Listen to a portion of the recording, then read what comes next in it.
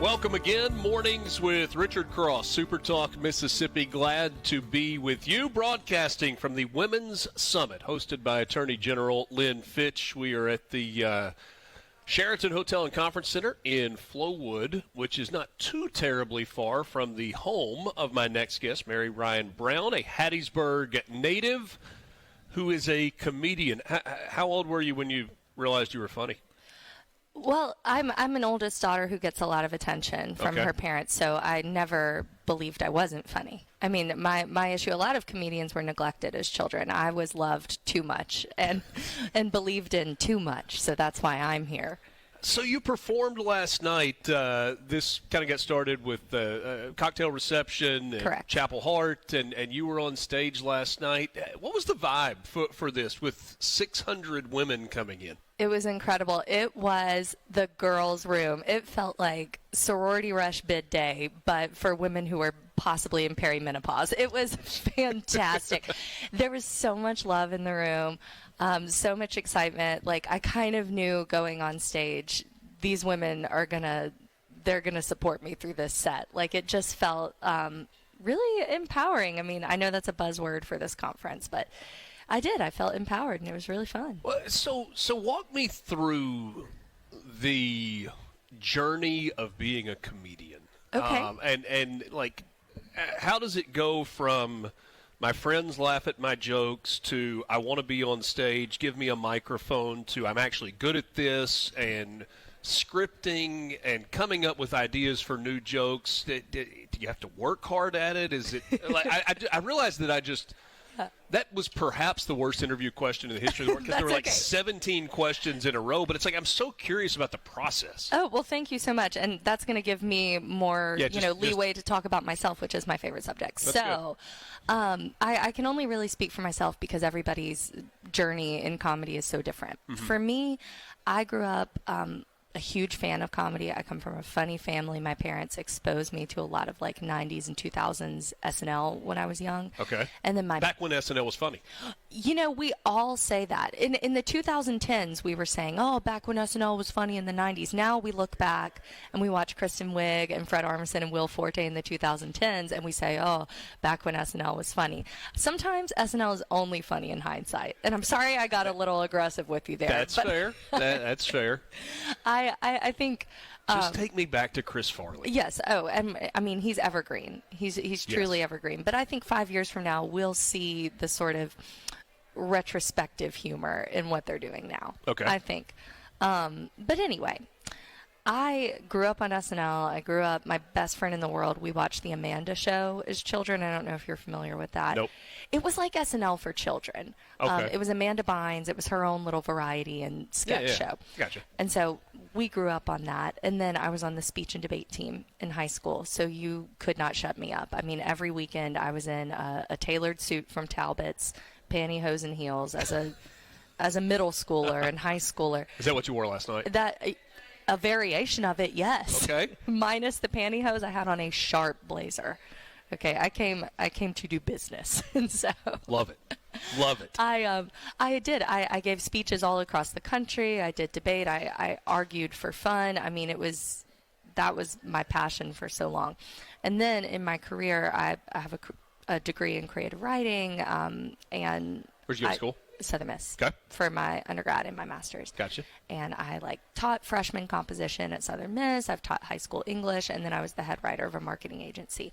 So writing, speaking, reading, connecting with people, that's always kind of been in my wheelhouse. I started doing comedy after my daughter was born. I had postpartum depression.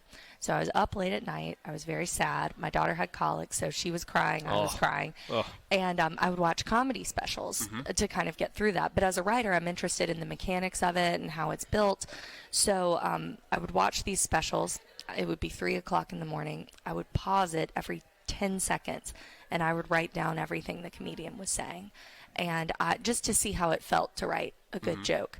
And often when you're starting in your craft, like, you start with imitation, and I would write down where all the pauses were and just kind of see how different comedians that I admired built these specials. And then I ended up writing my own little 4-minute set and going to an open mic in Hattiesburg, Mississippi. and I have not stopped since then. Okay, so you do open mic night. I do. There are all these different stories of what those are like. You know, the singer that nobody knows about and they're terrified, and then they stand up there.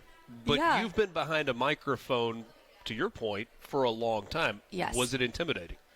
Yes, it's very intimidating because there's a difference between speaking to persuade or speaking to inform and then speaking to make people laugh. Yeah. It's the stakes are pretty high. And I'll tell you about my first open mic comedy experience. I was so nervous.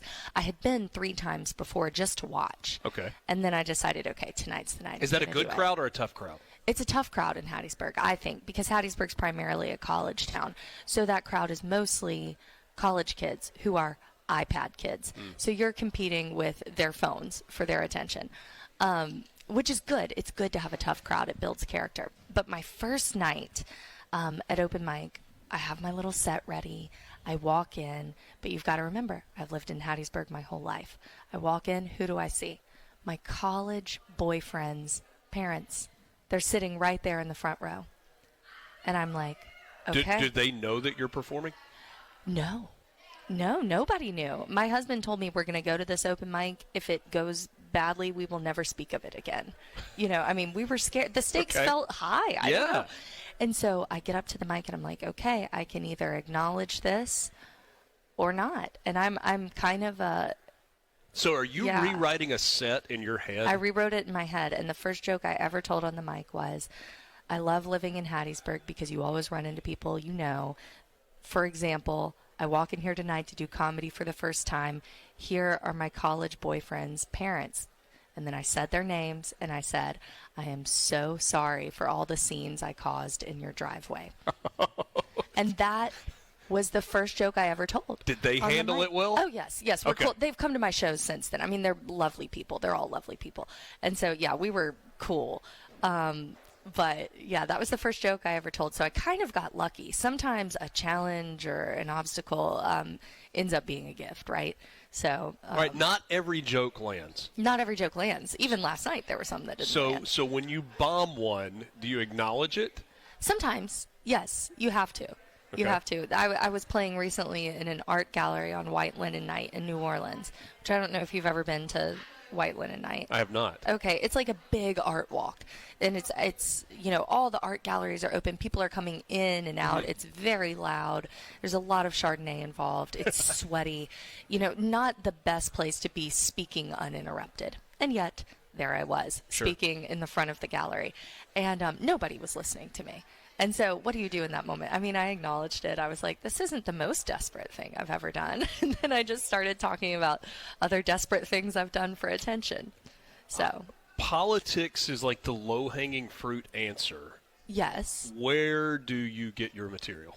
Not politics. In fact, Really? no. Now, I wrote a couple of political jokes for last night because I try to really fit. There's the Attorney General. Oh, my gosh, I love her suit. Isn't she great? She's high. I love your suit. It's another winner.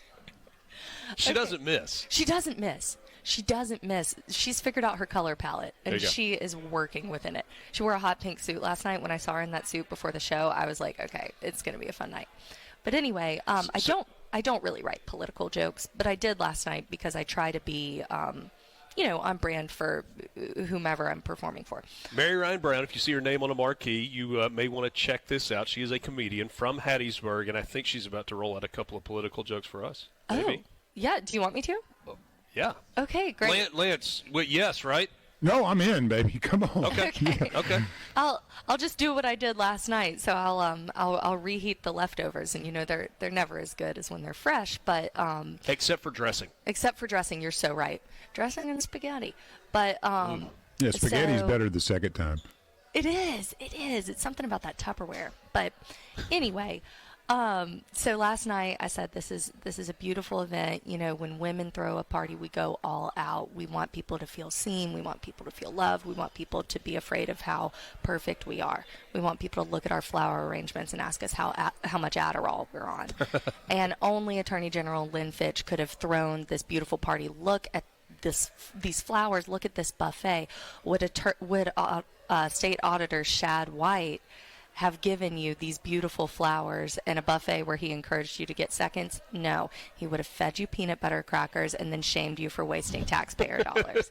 And that one was fun. That was a big reaction there. It was a fun joke to tell. I don't know if the state auditor's listening right now. He does sometimes. Okay, well, hi, Shad. Be blessed. That's fantastic. No, if you get into politics, you know that you're opening yourself up for jokes. Yes, exactly. And it's all And in if you don't have good a fun. sense of humor, it's Yes. disaster anyway. Yes, exactly. And I think that's the power of laughter, is it brings us all together. So, yes, I'm a hero. 30 seconds. Being a comedian as a woman. Easier than it's ever been, harder than it's ever been, somewhere in between? I think easier than it's ever been. I think make a lane for yourself. Don't take no for an answer. Work really insanely hard, and hold your head high, sister. That's what I think. There you go. Mary Ryan Brown Thank visiting you so with us much, this morning. Richard. Thanks for stopping by. Thank you for having me. Mornings with Richard Cross, SuperTalk, Mississippi. We will wrap it up. Coming up with you next, and I probably won't be as funny as Mary Ryan. Back right after this. Wheel to the